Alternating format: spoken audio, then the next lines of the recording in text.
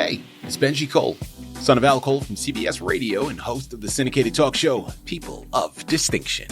People of Distinction is internationally syndicated solely due to the love and support that you all continue to give. We're available across all major distributors, and as long as you keep following, we're going to continue to put out the content. Now sit back and strap in, because on the line with us today, we have the impressive Brenda G. Martin. We're going to be discussing her amazing children's book, The Alphabet, learned quickly and easily. Available for purchase through Amazon, Barnes & Noble, all the regular online book resellers. But make sure to check out her personal site, Reading Help with BrendaMartin.com, to gather everything that she has in store. People, you're going to gather more information on her, more information on this amazing book. You're even going to find hyperlinks set up to take you to the purchasing pages. So one more time, that's Reading Help with BrendaMartin.com. And I quickly want to point out the fact that Brenda was brought to our network, People of Distinction, today by one of the best publishing firms in the business. People you already know, I'm talking about Genre Library Solutions. So for my writers out there who have gone through their process and now you need help moving the masterpiece you just developed, well, look no further than Genre Library, people, because this is exactly what they specialize in. You're going to want to head on over to genrelibrarysolutions.com and gather all the ways that their fantastic team is going to help you do just that. And listen, it is a true pleasure to have Brenda here on the line. People, trust me when I tell you this is a book to be added to your shelf. A remarkable resource for my parents out there, for my educators out there. This is something you want to get involved in, okay? Understand, today, we're diving into the creative mind behind a children's book that turns ABCs into a playful journey of discovery.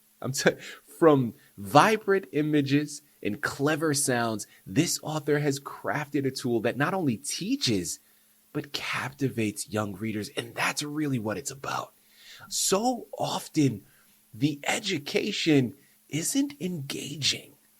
I mean, listen, anybody can spew some information, but it takes a true educator. And trust me when I tell you, Brenda is a true educator, okay?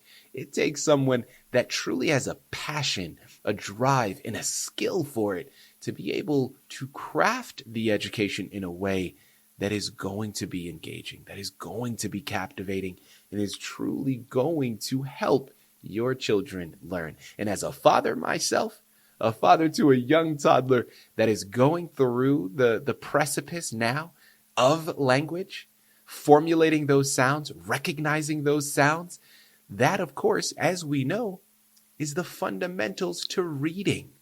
Well, I understand that my daughter is not going to be able to read if she cannot understand the phonics behind it, the way those letters look, the sounds that they make.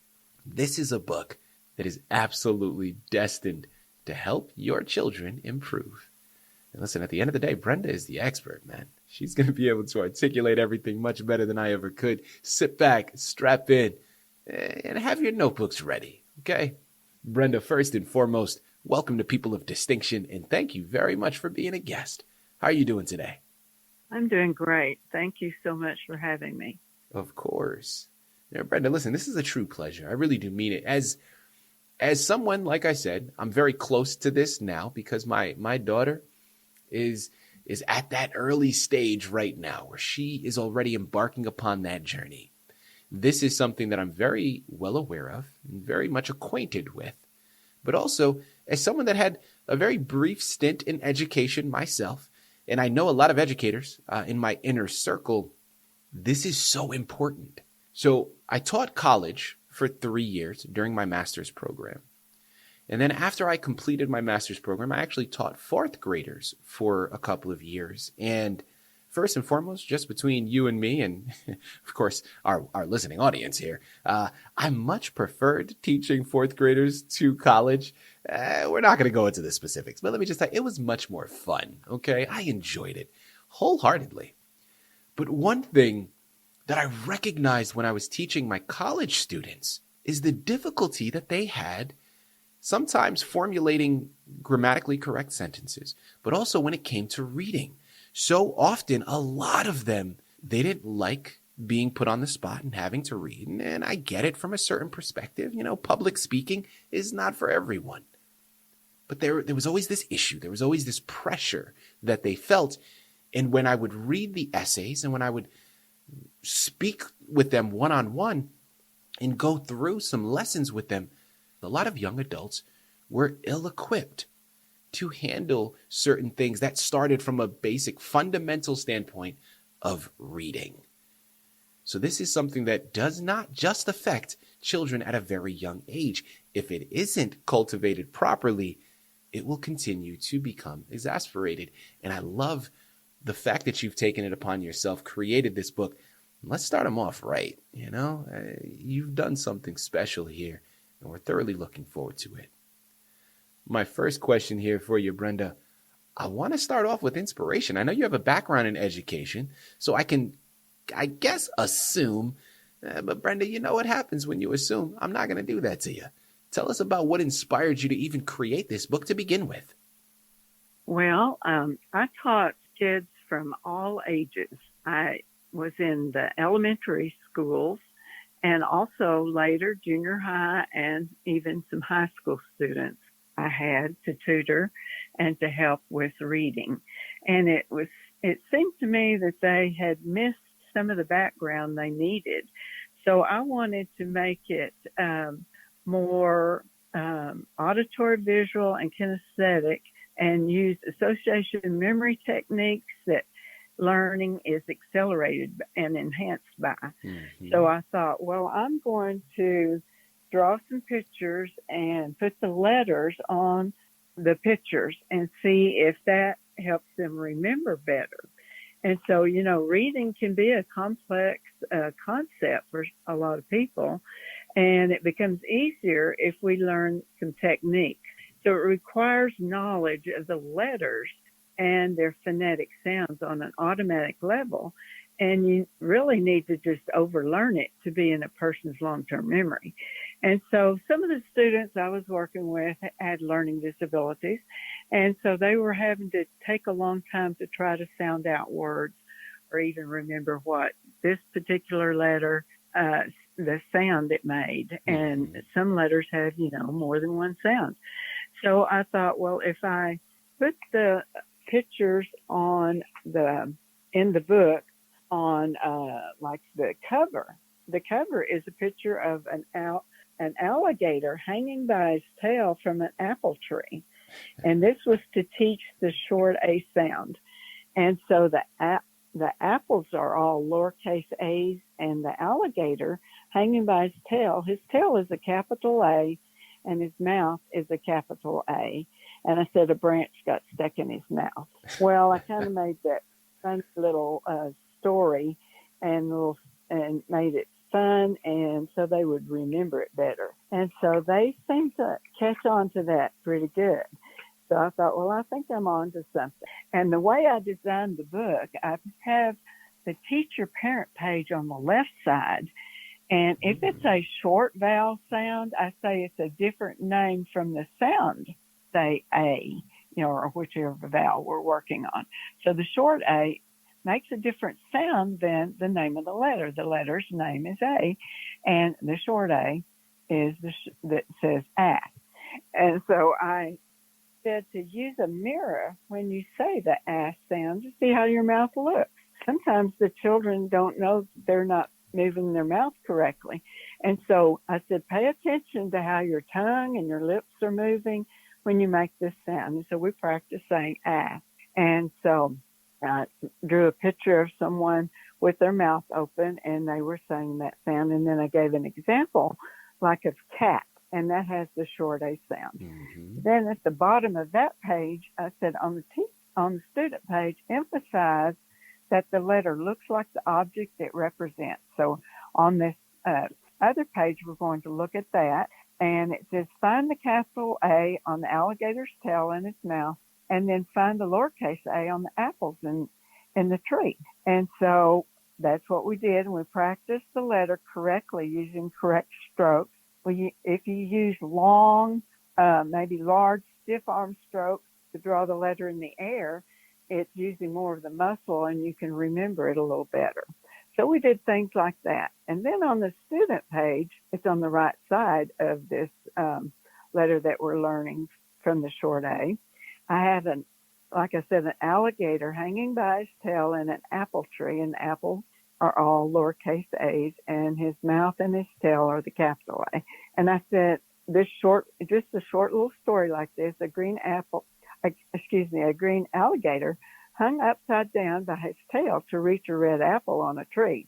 A branch got stuck in his mouth. And then under that, I have a large picture of a capital A and a lowercase a, and I say it's a capital A, lowercase a, and it gives you the strokes for the right way to write it. So number one, you go to the left from the top and make a slanted line. Number two, slanted line from the top to the bottom line, and then across at the cross of the capital A. And then I made the lowercase a showing that it's just one line tall, and you go around, make a circle, and make the line. And then underneath all of that, I have the alphabet with the capital letters on the first line and the lowercase letters, and then I underlined the letter we're working on, and that's the A. So I did that throughout the book. We did the short A, and then after that, we turn the page and we see that we're going to be working on the long A. So for the vowels, there'll be short and long vowels, and then sometimes some in between, some other sounds. Mm-hmm. But to help them, and having all these little illustrations, like on the long A, on the next page, I said the same name and the same sound A says A. And so for same name and sound vowels, or the long vowels, the tongue goes up just a little bit. If you'll notice that, let's say A. Did you notice that your tongue went up just a little bit? So I call it the long vowel. And when the tongue goes up, it's a long vowel sound. And then in the long A words, there are usually two vowels per syllable. A comes first and says her name, while the second vowel is quiet. And so I illustrated it with a picture of a cake, and it's C-A-K-E, and then I have the pattern -A-E. And you can make other words that rhyme with that, cake, bake, things like that.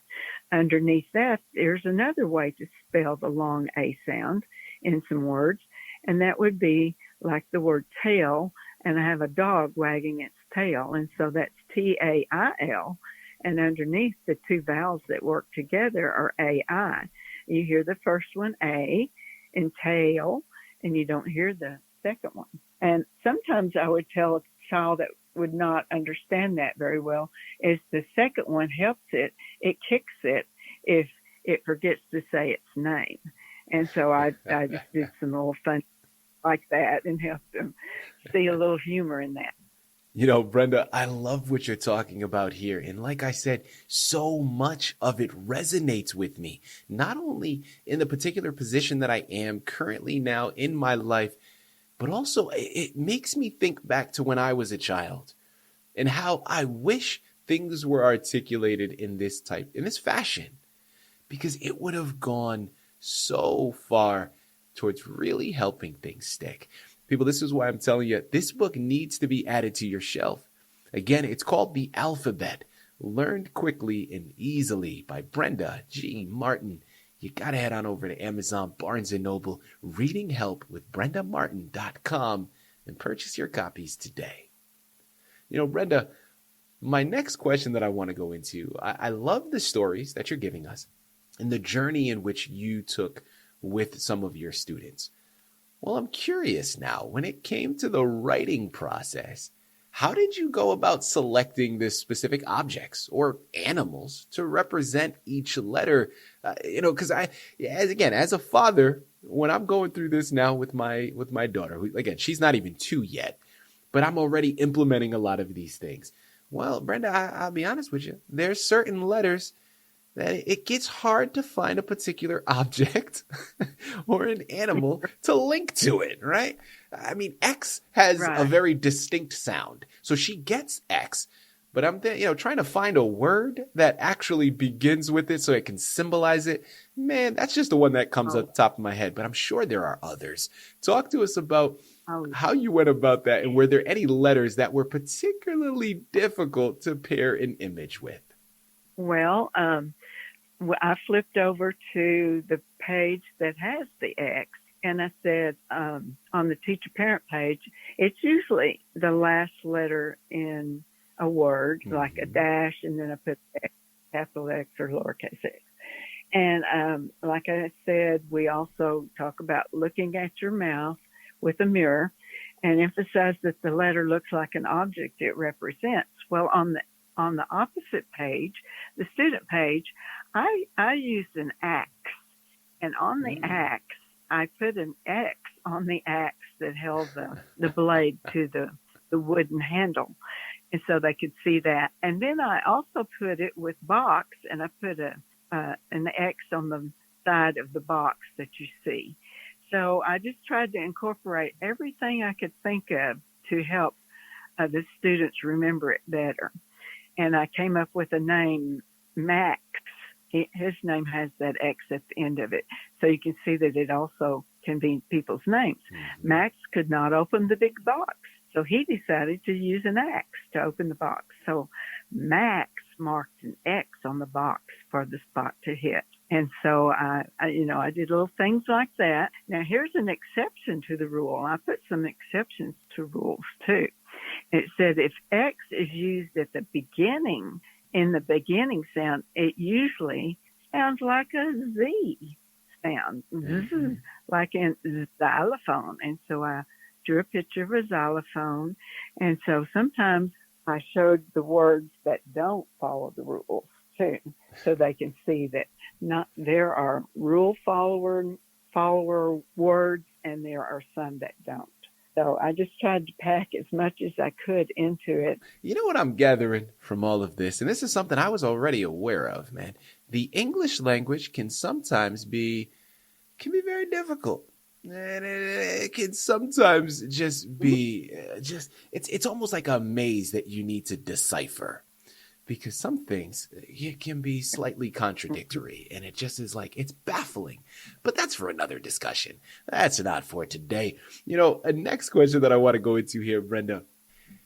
Your book, again, it's very fun.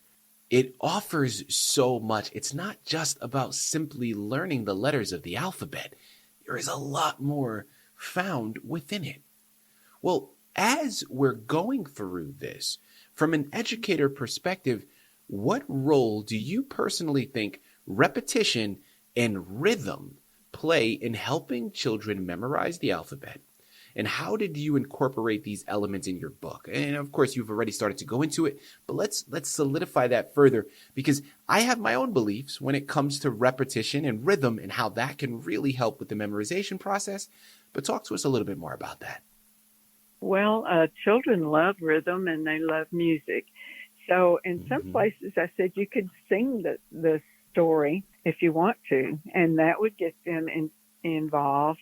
And to see some rhythm in different words and word patterns also. It's fun. People like to hear rhyming. And so you could read some rhyming, little easy rhyming stories too, and they would see the rhythm to that and how fun that is. Yeah. So any of those things, very, very helpful. And so also I said, taught the vowels and the consonants separately, and so that they would understand. But all words have a vowel or a vowel sound.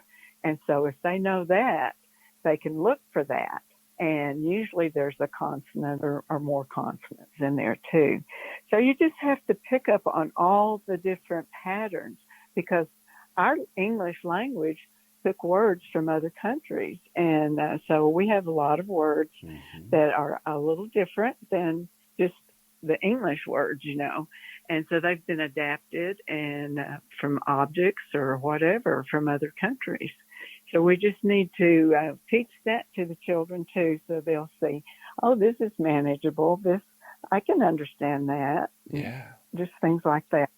It's a great segue to my next question here, Brenda, because that's what I was going to ask. I wanted to know if you felt that this book, or at least the concepts found in this book, if that could formulate a stepping stone to introducing children to other languages or more advanced literacy concepts.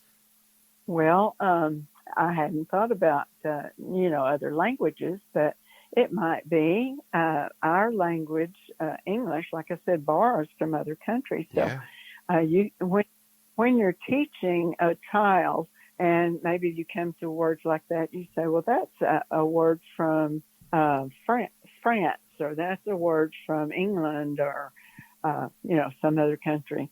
And so we adapted lots of words in our English language from other countries. And we had lots of people come from other countries to settle in America. Mm-hmm. So that's part of it too. So you could have a social studies little lesson on it also if you wanted to. I mean, honestly, endless possibilities, people. And this is why this book is so powerful. It offers so much wisdom and is really something that you have to take advantage of. My final question as we close out of here, Brenda, as you were formulating this book, I'm talking about its initial conception and initial creation, mm-hmm. did it spark any memories or bring you back to your own education growing up as a child? Well, yes, it sort of did, because I thought, I've met children that have so much trouble with B and D and M, and N and U. They're flipping the letters, and I thought, well, if they saw it in a picture, they could get the directionality of the letter better. Mm-hmm. And so that's why I came up with that.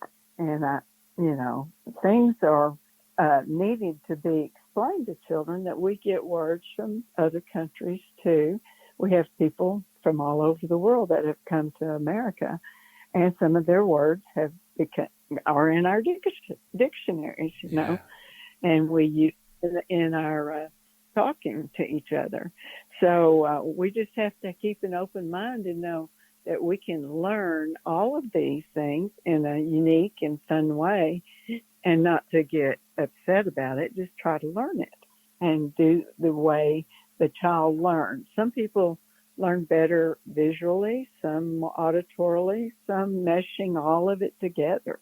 And that's what you do. You see what works best for that child or for those children.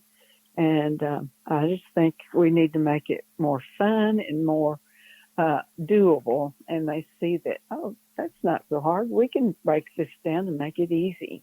And that makes it more fun. Yeah. People, I'm telling you, this book, it's very fun, but it offers so much education. And I think that is probably the most profound aspect, because your children are going to be learning without even realizing that they're doing so. There is wisdom to be found here, techniques to be found here that are going to assist your children. But a lot of you out there listening in might even be able to take something from it and better yourself because of it as well. So one last time, the book is called The Alphabet, Learned Quickly and Easily by Brenda G. Martin. You got to head on over to Amazon, Barnes & Noble, but most importantly, her personal website, readinghelpwithbrendamartin.com. Head on over there today, pick up your copies, and get lost in this amazing book. While you're at it, remember, this is a perfect gift to get for someone else as well. You know where to go. Brenda, this has been a true pleasure. Honestly, I really do mean this, man. An absolute honor. Thank you very much for being a guest on People of Distinction. Well, it was my pleasure. Thank you so much. I appreciate you, Benji.